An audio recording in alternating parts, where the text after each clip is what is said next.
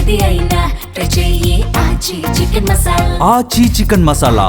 రాజమహేంద్రవరంలో పాల కల్తీకి శీతలీకరణ యంత్రంలో కూలెంట్గా వినియోగించిన ఇథిలిన్ గ్లైకాలే కారణమని అధికారులు భావిస్తున్నారు. ఇథిలిన్ గ్లైకాల్ కలవడం వల్లే కిడ్నీ సమస్యలకు దారితీసిందని అనుమానిస్తున్నారు.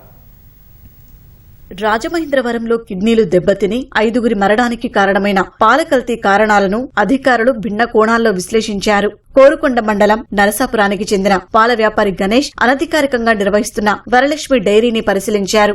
అందులోని శీతలీకరణ కేంద్రంలో ఈ నెల 15న కూలెంట్ లీక్ అయి ఓ క్యాన్లోని పాలలో కలిసినట్లు అధికారులు గుర్తించారు.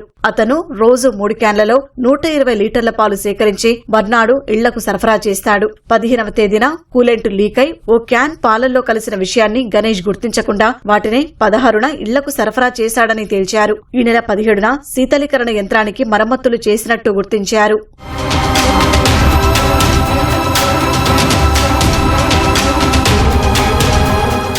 ఇథిలిన్ గ్లైకాల్ ను కార్లు, ట్రక్కులు, పరిశ్రమల్లోని చిల్లలలో మాత్రమే కూలెంట్ గా వాడతారు. డీ ఐసింగ్ ద్రవాలు, బ్రేక్ ఫ్లూయిడ్లు, పెయింట్లు, ప్లాస్టిక్, పాలిస్టర్ ఫైబర్ల తయారీలోనూ వినియోగిస్తారు.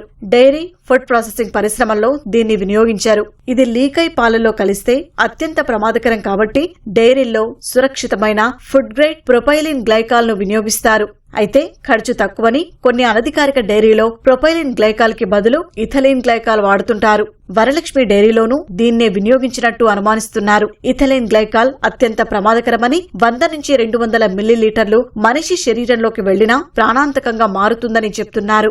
ఇథిలిన్ గ్లైకాల్ తాగిన అరగంట నుంచి 12 గంటల వరకు మద్యం సేవించినట్టుగా మత్తు, తలనొప్పి, వికారం, వాంతులు, నిద్రమత్తు వంటి లక్షణాలు కనిపిస్తాయని, 12 నుంచి 24 గంటల వరకు శ్వాస తీవ్రంగా తీసుకోవడం, గుండెదడ, రక్తపోటు తగ్గడం వంటి లక్షణాలు తలెత్తుతాయి. 24 నుంచి 72 గంటల వ్యవధిలో మూత్రపిండాలు తీవ్రంగా దెబ్బతిని నొప్పి, మూత్రం తక్కువగా రావడం లేదా పూర్తిగా ఆగిపోవడం జరుగుతుందని చెప్తున్నారు. మెదడు, నరాలు, ఊపిరితిత్తులు, గుండె సమస్యలు తలెత్తే ప్రమాదం లేకపోలేదంటున్నారు. ఇథిలిన్ గ్లైకాల్ తీపిగా ఉంటుంది. పిల్లలు, పెంపుడు జంతువులు పొరపాటునైనా తాగకుండా చేదు రుచినిచ్చే మిశ్రమాన్ని దానికి కలుపుతారు. గణేష్ ఈ నెల 16న సరఫరా చేసిన పాలు కూడా చేదుగా ఉన్నట్టు కొందరు బాధితులు చెప్పడంతో కూలెంట్ కలిసిందని అధికారులు ఒక అంచనాకు వచ్చారు.